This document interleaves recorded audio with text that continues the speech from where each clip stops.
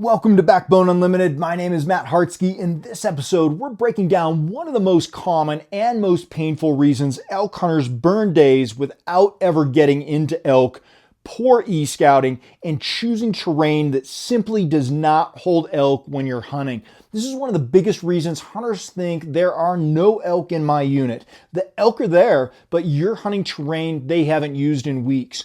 E-scouting is an incredible tool. It helps you understand access, elevation, escape routes, drainages, benches, bedding pockets, travel corridors, water sources, burns, saddles, and transition zones. It helps you enter a hunt with a plan. But maps don't tell you what elk are actually doing. Maps tell you what the terrain is capable of, not what elk prefer in the specific conditions you're hunting.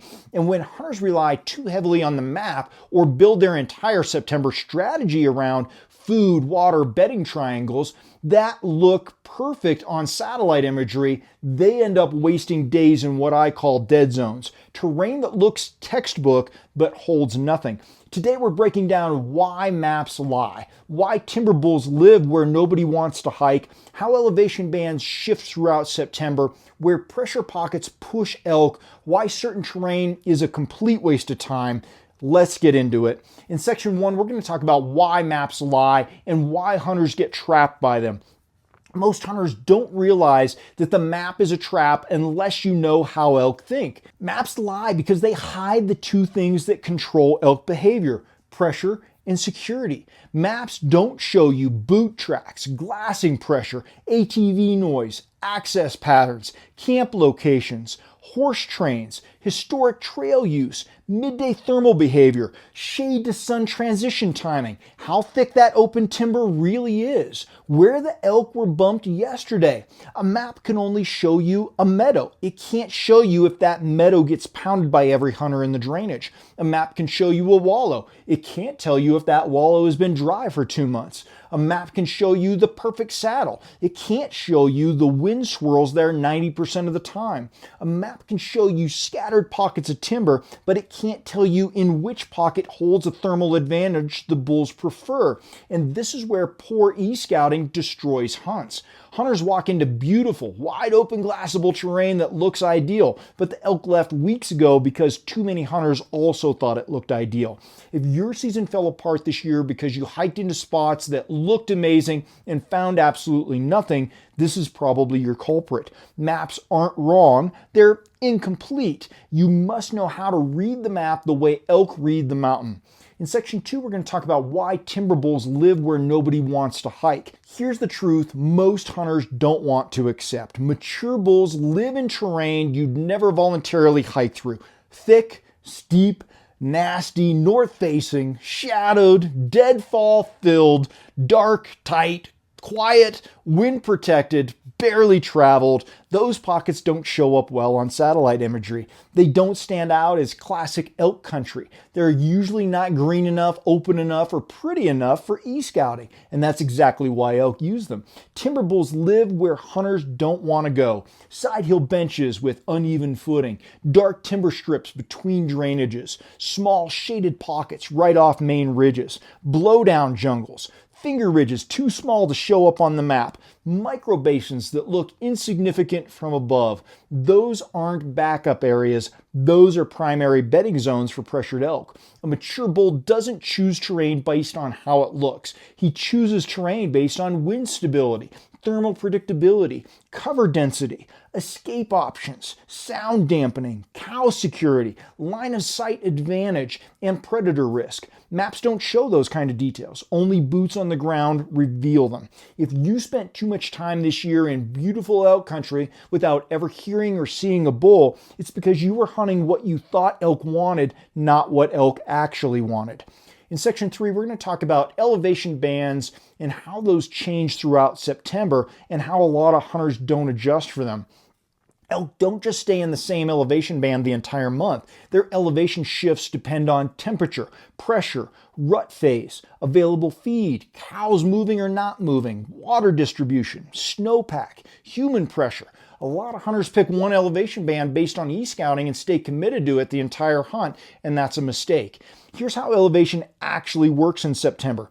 In early September, we're talking maybe the 1st through the 10th, elk are often higher. They prefer cooler timber pockets. Bulls are staging, cows are scattered, little rut activity. High basins can still produce. Mid-September, maybe the 10th through the 20th, the rut barely starts to kick in. Cows consolidate. Bulls follow cow elevation, not your expectations. This can pull elk slightly lower into mixed timber. In later September, the 20th through the 30th, bulls push into safer elevation zones. Cows seek security more than feed. Wind patterns matter more. Elk often settle into the comfort line, which is anywhere from 8,000 to 9,500 feet, depending on your area. The mistake a lot of hunters make is they pre-select an elevation and grind it to death. Elk shifted days ago, and hunters didn't shift with them. This is why some hunters hike into basins that look perfect but feel totally dead. They're hunting August elk in a September world. If you didn't adjust your elevation band when the rut shifted, you likely hunted right past the elk this year. In section 4, we're going to talk about pressure pockets, where elk go when the unit turns into a zoo. Pressure pockets are the most important part of September a lot of places, and almost nobody talks about them. These are the spots elk slide into when hunting pressure hits the main drainages. Pressure pockets are small, they're overlooked, they're off angle, they're off wind, they're off access, they're annoying to reach, annoying to hunt, physically exhausting, impossible to glass, usually not marked as classic elk habitat. These pockets are often small benches on the opposite side of the drainage. Short north-facing strips 200 to 400 feet below the ridge, side pockets that require a steep drop to even reach, tiny bowls between 2 or more popular access corridors, a band of dark timber just above the main trail, a chute with perfect thermals and good escape route, a no-name ridge that looks insignificant on a map. You would never choose these locations if you relied solely on your e-scouting, but the elk will because they're safe. Pressure pockets are the difference between being an elk or hiking 10 empty miles every day. You find pressure pockets by asking questions like, where is the average hunter not going? Where does the wind stay consistent? Where can elk escape quickly? Where can they see danger before it reaches them? Where is the noise lower? Where is the shade more reliable? If your season felt crowded and you kept bumping into hunters but never into elk, it's because you didn't find the pressure pockets, but the elk did. In section 5, we're going to talk about the dead zones, the terrain hunters waste days in. This is the painful part. Dead zones are everywhere, and they look so good on a map. Dead zones can include meadows close to trailheads. The elk left long before the season started, and a lot of hunters still go there out of habit. Perfect-looking basins that lack shade or cover. Great feed, great edges, terrible midday wind stability. Saddles with swirling wind. Looks perfect for travel. Elk never use them during daylight because the wind never stabilizes. Big open south slopes. They're warm, but the wind is volatile and zero security. High elevation bowls with morning thermals that fall straight into bedding. Elk no hunters will push from above. They don't bed there during pressure. Long ridges with no benches. Elk need predictability in thermals. Benchless ridges don't offer as much protection. Flat ridge tops. The wind sinks. The wind swirls. Elk avoid mid-slope death traps. The reason dead zones burn so many tags is because hunters commit too early to a spot that looks good on imagery but fails every real-world elk test. If you spent multiple days in a basin that looked perfect but never felt alive, there's a reason. It was a dead zone. The elk weren't there. They weren't coming back. Great hunters abandon dead zones early. Struggling hunters hold on to them for too long. Poor e-scouting and hunting the wrong terrain is the silent season killer a lot of hunters don't even recognize until the hunt is over. When you rely too much on what looks good from above instead of what elk actually prefer on the ground, you spend more time searching than hunting. Maps show possibilities. Only elk behavior shows reality. If you want to fix your season next year, accept that maps lie. Learn where timber bulls really live. Adjust elevation bands weekly, not yearly.